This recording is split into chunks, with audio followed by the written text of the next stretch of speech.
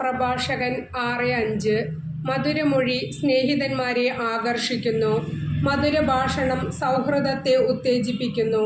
എല്ലാവരിലും നിന്നും സൗഹൃദം സ്വീകരിച്ചുകൊള്ളുക. എന്നാൽ 1000-ൽ ഒരുവനിൽ നിന്നേ ഉപദേശം സ്വീകരിക്കാവൂ. പരീക്ഷിച്ചറിഞ്ഞ സ്നേഹിതനെ സ്വീകരിക്കാവൂ. വേഗം അവനെ വിശ്വസിക്കുകയുമരുത്. സൗകര്യം നോക്കി സൗഹൃദം നടിക്കുന്നവരുണ്ട്.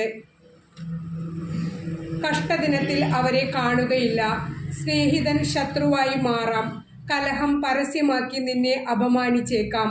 തീന്മേശ കൂട്ടുകാരൻ കഷ്ടദിനത്തിൽ നിന്നോട് കൂടെ കാണുകയില്ല.